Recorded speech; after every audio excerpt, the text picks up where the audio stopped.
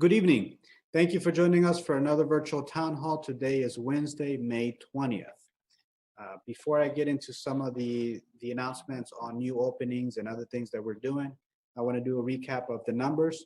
As of today, we are now at 29,436 cases here in Ohio, with 85 cases here in Greene County.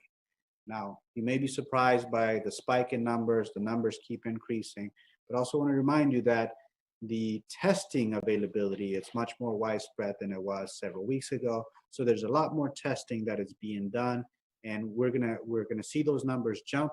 And we can't directly attribute these increases in the numbers to reopening or any business activities that have been allowed to operate going back as early as May 12th. We can't directly attribute the increase in cases to those activities. There's widespread testing being done, and I believe that's what the increase in cases has a lot to do with. Nonetheless, we have been successful at flattening the curve, and I want to thank you for all that you have done and that you continue to do. We're doing our part. As you know, we've done hand sanitizers, and we distributed hand sanitizers to our local businesses that open their doors on May 12th. We'll continue to provide that service in the community. We've ordered additional hand sanitizer dispensers. So in a matter of a few weeks here, we're going to have a lot more hand sanitizer dispensers throughout the downtown area. And we hope that would assist not just our residents and our visitors, but also our business, limit the spread of the virus. Big announcement for tonight. You might have already heard on Monday during a council meeting, we announced that we are opening the pool on May 5th. I know that it comes to shock to many. Others have expressed gratitude that this is another opportunity for the children to stay healthy, not just physically, but mentally. I want you to know that I hear you, we hear you. Before making this announcement, we looked at all the possibilities, all the measures and the recommendations by the CDC, the Ohio Department of Health, and the Greene County Public Health Authority to see what's the best way to open the pool. So we're taking every precaution that we can in operating the pool. That includes having a rotating shift, cleaning for 2-hour shifts, cleaning all the facilities after 2 hours, and ensuring that there's minimal or little social gatherings, so encouraging the physical distancing. These are just a few things that we're doing to ensure that we can provide a safer environment for our employees and a safer experience for our swimmers. Joining me tonight is Julian Drew from Greene County Public Health, and she could speak more on the precautions. But I just want you to know that we're listening to the health authorities. We're looking to do and implement all the right measures to ensure a safer swim experience. With that, I will pass the floor to my colleagues. Joining me tonight is Colin Altman, Fire Chief, Police Chief Brian Carlson, Jillian Drew from Greene County Public Health, Karen Wintrow with the Yellow Springs Chamber of Commerce, and Mayor Pam. Chief Altman.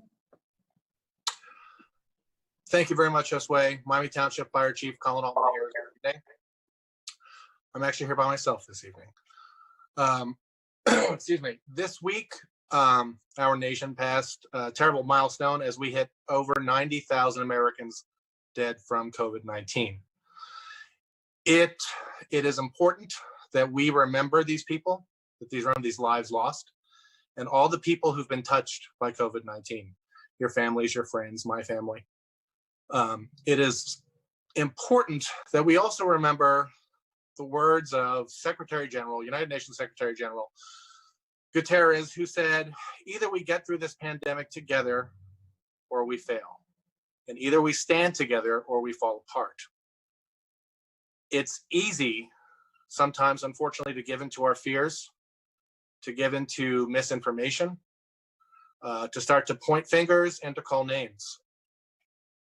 But I assure you that every decision that's made here in Yellow Springs and Miami Township and in Greene County is made with the interests of safety and health in mind. Village officials, township officials, Greene County Public Health, Greene County Emergency Management, we all work together to make sure that we have the best information from the people who we need to get it from, medical professionals and scientists, to make sure that our downtown is opening safely, our stores are opening safely, our restaurants and our pool are opening as safely as we can do. We are all on the same side. We try to get our town and our community back to normal as that may be. But it's something we are all in together. And of course, we're all going to have different opinions and different stands on things. But we have to remember we are a community and we've gotten through a lot more things and we will get through this. There is a light at the end of the tunnel. It's a far way off, but it's there. So please be kind to each other, be safe, and take care of your neighbors and your friends. I also want to say, though, you're probably wondering why there's an ambulance behind me. And on the flip side of what I just said, this week is National Emergency Medical Services Week. Typically, we have a big party for our staff. We feed them a lot of food. We give them gifts, but we're unable to do that this week. But I want to give a big thanks to my staff, the guys and gals at Miami Township Fire Rescue, my volunteers, my part-time guys, my career people, who risk their lives to come and help people every day. And the community wouldn't be the same without them. And I thank them from the bottom of my heart. I couldn't do my job without them. So happy EMS week. Hopefully we'll have a party when this is all over. And we'll feed you well.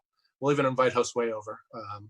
And maybe even WYSO General Manager Luke Dennis. I had to get him in there. So back to you, Josue. Thank you so much, Chief. And Chief, if I believe correctly that once you're a firefighter in Ohio, you're a firefighter for life, right? That was the case back in your day. Unfortunately, that's changed. But you'll always be a firefighter to us. Thank you. Appreciate that. I wanna make a correction to a statement I said earlier that on the pool opening day, the pool is scheduled to open May 5th, and that's to allow us to implement all the right measures to make sure June 5th, to make sure that we open the pool with all the proper measures. I also wanna remind you or note that we don't have a sign language interpreter today, but we do have subtitles. So on your screen, you should be able to see the subtitles that are being transcribed in real time. So joining me tonight is also Police Chief Brian Carlson. Police Chief. Thank you, Josue. Chief Altman, thank you. And please thank your team for all the diligent, consistent, and brave work that they do day and night. You guys are definitely an impressive group of individuals, and it's a pleasure to serve with you all. We appreciate you.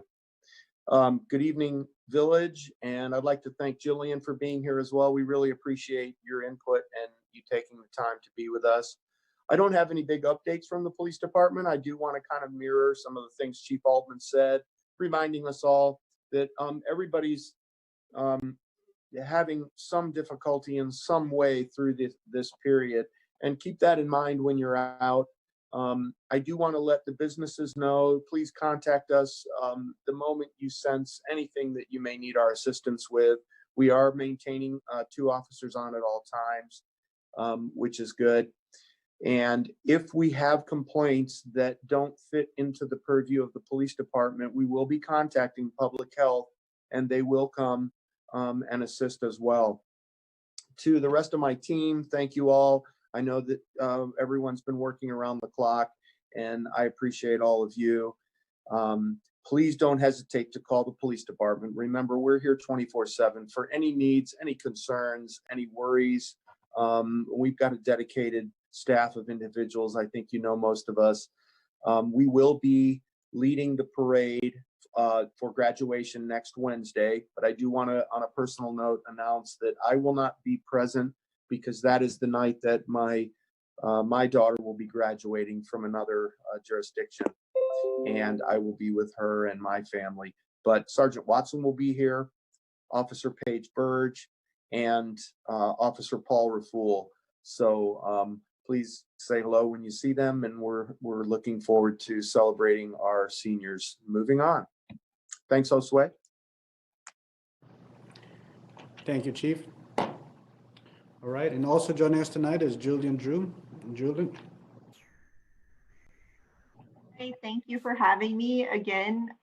My name is Jillian Drew, and I am a health educator at Greene County Public Health.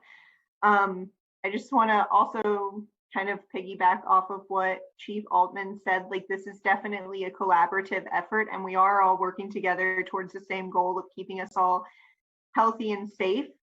There were a couple questions that I had been asked, so I just wanted to go over a couple of things. One was regarding face coverings and when would be an example of a time to wear them, and then maybe an example of when you don't have to wear them. So an example of when we should be wearing face masks, or when we recommend wearing face masks, is when we're going to busy areas or crowded areas, trips like the grocery store, riding a bus, taking a ride share, or walking on a busy or crowded street. Those are times when we do recommend that you would wear a face covering. Examples of when you might not have to would be if you're going on a walk in the woods or in your neighborhood, or maybe a run or bike ride on the bike path. But we do encourage you to take one with you in case it becomes crowded, or you stop to chat with someone. Also, when it comes to riding in a car alone or with members that share the same household as you, you don't need to wear a face mask in those situations. So I have a document that I've provided, a handout that we can share with you, as well as we have a video at Greene County Public Health that shows how to properly put on and take off face masks. But I also want to remind you that hand washing frequently and physical distancing is still really important. The next topic I want to touch on a little bit is pools. So Greene County Public Health, one of the things that our environmental health services does is inspect pools to make sure that they are safe and up to their meeting the protocol or their standards. And that's something that we've done for a long time and that we will continue to do. Given the current situation, things are a little bit different and there are some concerns, but I just want to remind everyone that the Ohio Department of Health, with their expert panel that they convened, have set forth a set of guidelines that help make public pools safer for us to be at. So we will continue to inspect pools and make sure that they are meeting the standards, as well as following these guidelines that have been set out. I encourage you to go to coronavirus.ohio.gov to read those, to look at what they are.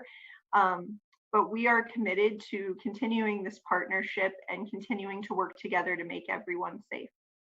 Thank you.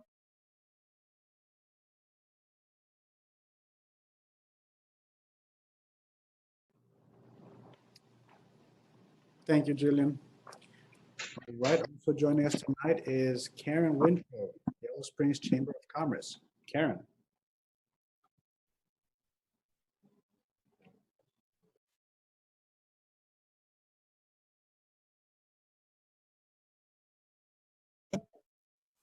Karen, you're on mute.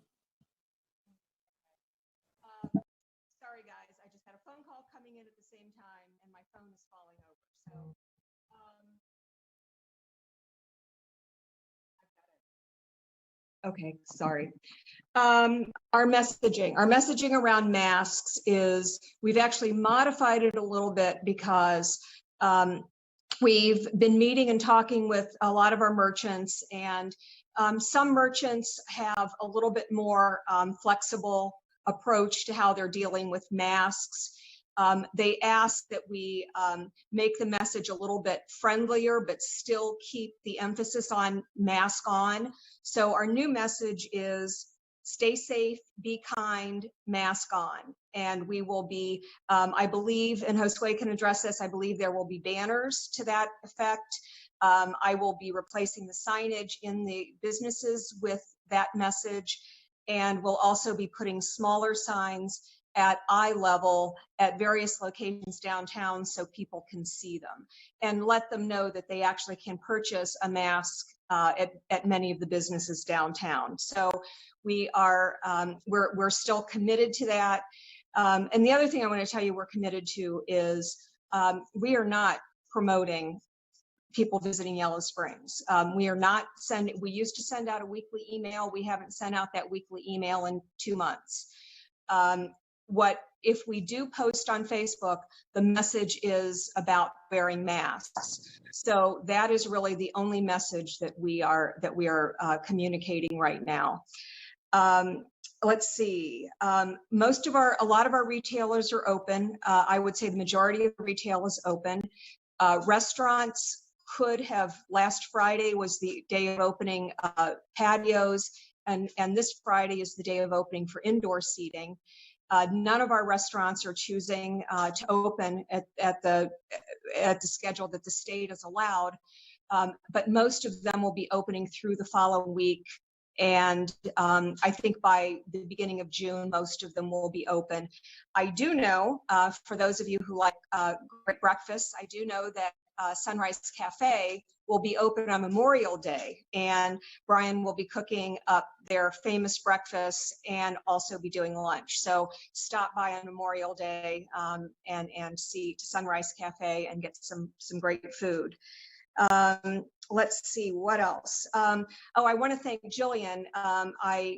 Jillian Drew. She helped set up a conference that we're going to have, a phone conference that we're going to have with Greene County Health Department, with Rick Scherbaum, who is their restaurant and facilities person. So I've invited all of the restaurants and breweries to join in that.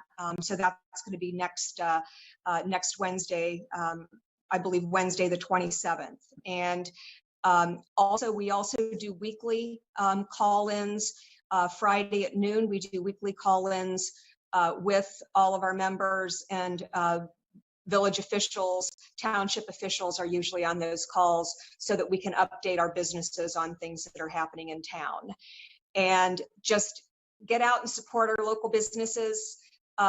They're really anxious. They're excited to be working. They're a little nervous, so mask up, mask on, but support local and shop yellow. Thanks, Josue. Thank you, Karen. All right, and joining us tonight again, it's also Mayor Pam. Mayor?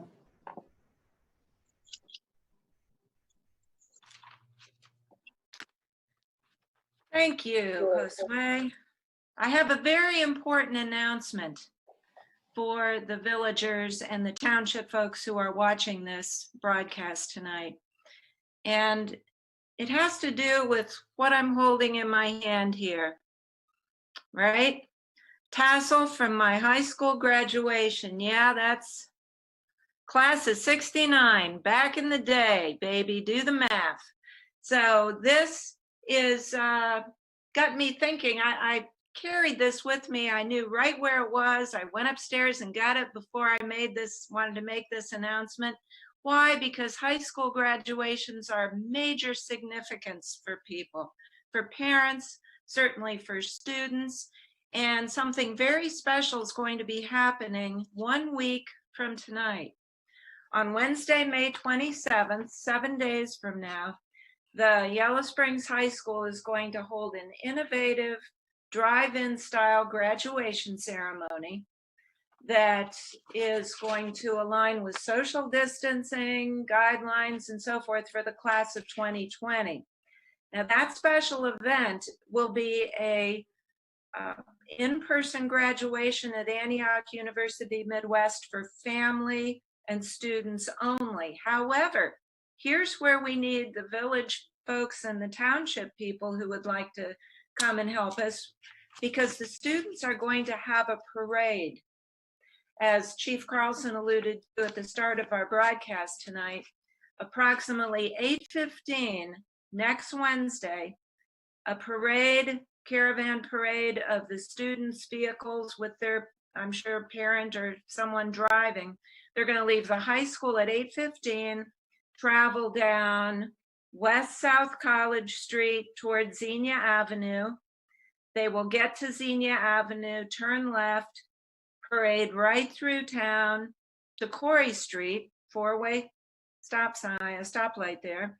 Turn left, go in front of the post office. Turn left there on Dayton Street and head back up Dayton Street toward Antioch University Midwest, where they will hold their private high school graduation family only, which of course makes sense. So what we need to do now, folks, is get out and to have a parade, you need to have observers.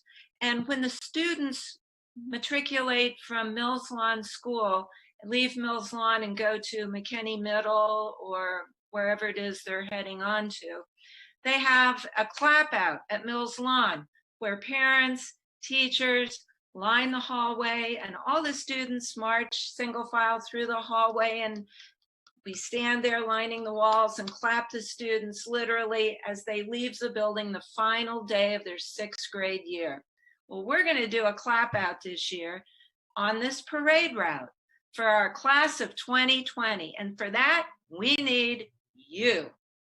So next Wednesday, and you've been seeing, I believe there's been a slide up there with the parade route. It's very simple. High school, West South College, Xenia, Corey, back up Dayton to Antioch Midwest. Wherever you live or whatever's closest, whatever street is closest, bring a chair. If it's raining, bring an umbrella, because we're going to do this rain or shine for these students. We're going to make this a graduation they will always remember. So you'll pick a spot on the parade route next Wednesday, be in place by 8:15, and we'll give the kids a clap out on the way to their graduation that they will always remember. So hope to see you out there. Thank you very much. And let's make it a memorable, I'm starting to sound like Joe Biden, a memorable occasion for these students. Back to you, Josue. Thank you very much. Thank you so much, Mayor. All right, we'll now open the question and answer period. We have a few questions that already come in. First one, this is regarding the pool. So I'll take the lead, and if anyone wants to jump in, please feel free to do so. If the pool becomes 45387 only, can we allow open enrollment students also? Can 45387 kids still swim if the adult parent caregiver lives elsewhere? Council has voted to allow for 3 days of resident-only activities. That's for Friday, Saturday, and Sunday are designated to be the resident-only days. However, there is a guest policy that we're working on that would allow Yellow Springs residents to bring in guests from non-Yellow Springs area. So I think that that could be a way that we can accommodate Miami Township and other guests of Yellow Springs residents. We're still looking into it, and there'll be more updates to come as well. We get closer to an opening day for the pools. Second question, also a pool-related question. I'm a daily swimmer.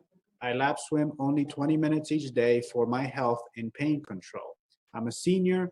I have purchased a season pass in the past. I suggest a new fee system will cost someone like me about $150 per month. Is there any other way around that? Our program for this year, we're still honoring the Swimming for All program, which provides a discounted access for the pools.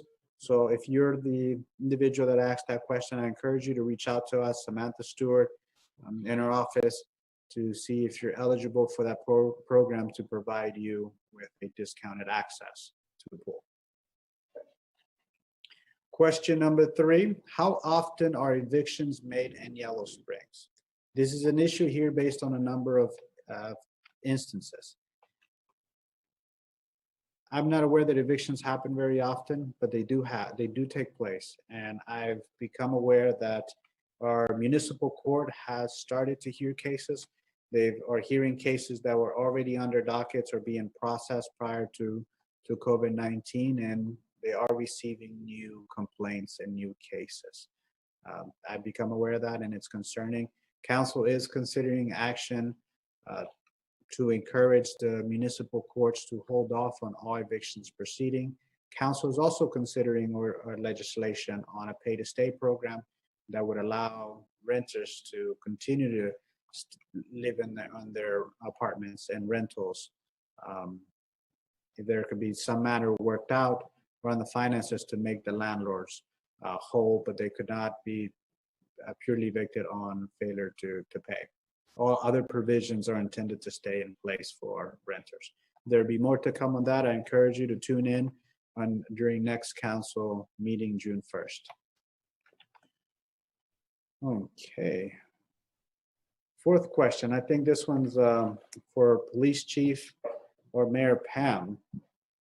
Question for the Village of Yellow Springs regarding the Pooper Scooper ordinance. How to report violations and to who? Is this a minor misdemeanor? This topic has come up on various Facebook groups. It is an ongoing problem with an ordinance in place to hopefully deter this issue. There's more that goes into that or into the question, but I'll leave it there. Police Chief? Yes, so that's a difficult one because unless we observe or witness the perpetrator committing the caper, it's difficult for us to cite for a violation. It is in our misdemeanor criminal code. We do encourage people, if they see something on a regular basis, to contact us and we will investigate and we can handle it that way. If officers, myself, if we see people doing this, typically we like to try to work with them in the Yellow Springs spirit and remind them of what they need to do. I have only seen a few times where we have the regular perpetrator on the regular property, and those we can handle relatively quickly for you. I hope that answers the question. I think it does, Chief. Does a complaint, would providing evidence, pictures, videos, or whatnot, does that justify the complaint, and is that something you could take action on? I would say that that would help. I would also like to say the way we would handle that would be try to find the perpetrator and try to work with them to remedy the situation in the least punitive manner possible. Thank you, Chief. And I want to remind our viewers that this is a public safety, public health concern, and also we should encourage others to be respectful about these kinds of activities. Thank you, I Chief. will add that I've seen most citizens who are walking dogs are very responsible, and they scoop, they take care of the item at hand. The court would certainly, if it became the issue that it would ever get to the mayor's court, the court would take a restorative approach and have a conversation with both the offender and the person who made the complaint. However, Chief's point was well taken. Most people carry cell phones on them anymore, so if we can get some proof of the perpetrator, take a quick picture, especially if you know who it is, call the police, and they would get on the scene or the scent, as the case may be, right away and try to come to the bottom of this, literally. So I understand it's an issue, and we would take it very seriously. Thank you, Mayor. Okay, moving on to the next question. Okay, this, can you please make it up? Sorry, this question probably feasible for Karen. Can you please make it easier for us to shop local? Many are not feeling safe to go downtown with groups of unmasked people not social distancing. Could you designate some parking spot for curbside parking? I guess it's also for Police Chief. Yeah, I mean, I don't know that I have much to add other than we're doing everything we can to send the message to mask on and for people that are coming in from out of town to wear masks. Beyond that, I'd have to go to Chief Carlson. So we do encourage you to contact groups of people that are not wearing masks, and we definitely will engage and politely, respectfully remind them of, keeping each other safe. Number two, the driving curbside, that's a difficult thing to provide on US 68. So I've talked to in the past with some of the vendors. I think a good idea would be if you've made an order with one of the proprietors in town and it's paid for, or they have the ability to do the payment at the vehicle, I would suggest that you just find a parking spot, contact them, and work out an arrangement where they can come out to you and you can complete the transaction. We really truly looked at so many different avenues for, adding public space for restaurants and creating curbside pull-up. And what we have found is the safety aspect of doing that, the negative safety aspect of doing that far outweighs any of the positives. I do know that, we do have a lot of outsiders that come to the village. We are a destination location. When the weather's nice, that's when we see all the people. But please, I encourage you that if you're feeling unsafe about others' behaviors, feel free, contact us, but do the best that you can to avoid close contact. Everything in all the circles that I'm hearing is the distancing, staying away in a certain amount of space from everyone that's around you. So if you see a group of people on the sidewalk and they're in the way, maybe give them some space, let them pass, and then go about your way, or safely cross the street and use the other side.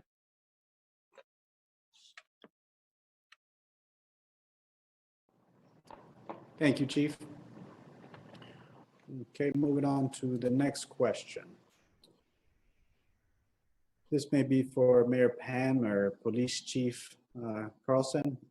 Will the high school clap out really happen if it rains? May 19th communication from Mr. Hattar indicates events will be rescheduled if rain or high winds.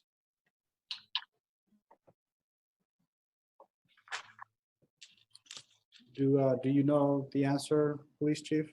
Well, from where I am, we're rain or shine here, but I think that's a question, Mayor, unless you don't know the answer, we can get that answer and get that out to the public quickly. That would be something I'd have to ask Dr. Holden for a direct. Yes, let's leave it at that, because I would think, okay, everyone's in their car, we could do the parade, we'll have our umbrellas, they'll be in a vehicle, but the actual ceremony itself at the Antioch University Midwest does involve students and a helper getting out of the car, receiving a flower, receiving their diploma cover, and so forth. So that part could get tricky if it's pouring down rain with high winds. So let's get an answer, and I'm sure it'll be in the Yellow Springs News, and for sure it'll be in the next town hall will be the night of the event, but stay tuned. We'll get the answer. Call the Thank board you. office, they answer the phone. Okay, thank you, Mayor. We look forward to receiving that information. In the meantime, I will pray that it doesn't rain. Okay. All right, moving on to next question. When will the train station open? As you know, our train station restroom has been closed at the recommendation of the public health authorities. When the station will reopen when we are given the green light to open. So as it stands, when public health authorities change the recommendation to a recommendation that's manageable, we will open those restrooms. Currently, the recommendation at this time It's just not manageable or feasible. It requires constant cleaning of the restrooms.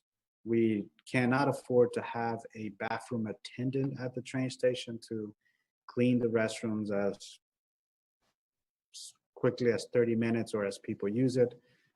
Jillian Drew from Public Health is joining us tonight, so I welcome comments from Jillian Drew. Jillian?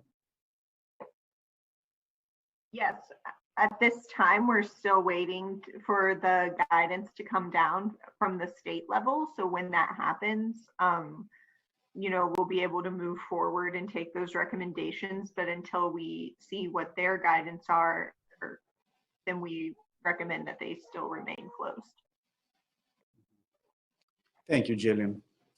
Next question, will people be signing waivers if they catch COVID-19 at the pool? We're looking into what additional documentation we need to have signed by participants, but we are making it clear that they are entering the premises at their risk.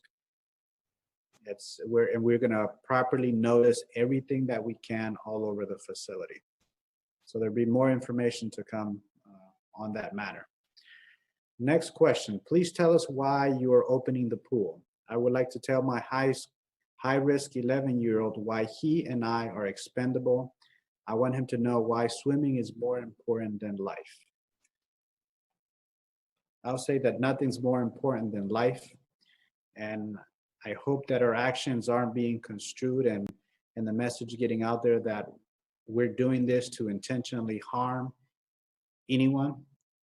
We're not doing this to harm our residents or visitors. We're looking at the recommendations, we're taking all the research on this matter, and we are looking to operate the pool in a safe manner to provide an opportunity for many of the children and other families in our community that this is among the only resources that they have to have a healthy summer, to have access to a resource that allows for the development of the individual. I see pools not just as a place of fun, but a place of learning, a place of enrichment, a place where an individual can find a space to be healthy, both physically and mentally. It's a good form of low impact exercise. There's so many great things about a pool, and that is all the reasons we're doing it. This is not an economic activity or an economic endeavor. I think all of our residents are aware that the pool here loses money. And this year is probably going to lose money more than it has ever lost money because we don't see the business model sustaining the pool. But it's an important asset. It's an important asset for so many in our community, and we're working hard to make this happen in the safest manner as possible. The easiest thing to do is close the pool. I've spoken with several of my colleagues and council members, and the easiest thing is to close the pool. We will be justified in just closing the pool, but there will be so many of our residents, very vulnerable residents, that would not have access to any amenity if we close our pool. And so we're trying to do this in the safest manner as we can. And please do not take that this is an assault on you directly or an assault on our community. It is not. We are being diligent about how we go about this, and we're being compassionate at how we do this. Earlier today, I was on Facebook and I made a call out that if I called a meeting, will folks come and have a discussion about this? I welcome the opportunity to discuss with residents of how do we do this in a safe manner. So I will be setting up a virtual meeting to talk about this very topic, and only on this topic. Any of my colleagues want to add anything to my response?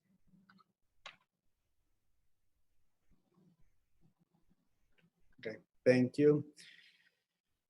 Okay, next question. A week or so ago, almost no one in the laundromat was wearing a face mask, and it's difficult to keep physical distancing due to narrow aisles. Could free masks be offered and available there? I think there's several individuals in our community that are making masks and have made masks available free to the public. I know that that's an effort where they're handing out. I don't know if I'm currently not involved in any particular effort to make masks available to the general public. However, I do want to encourage folks to visit our vendors. There's many of our local businesses that are producing great masks and at a very affordable prices. So I will keep an eye out for any efforts to provide a free mask on a large scale to any visitors or residents who may not have masks. So stay tuned. Okay. That's it for questions.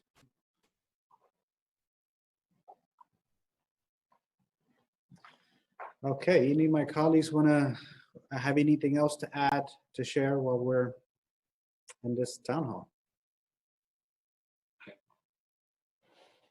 Okay. Well, with that, I want to thank all my colleagues that joined me tonight and all the wonderful leaders in our community that are doing everything they can to ensure that no one falls through the cracks. You probably haven't heard any new announcements on food distributions and connecting with our neighbors and all the wonderful things that are happening in our community. But I want to reassure you that they are happening in our community. Everyone's pulled together to make sure that no one falls through, and because we're working towards getting through this and getting through this together. So with that, I want to wish you a good night and thank you for joining us. Take care.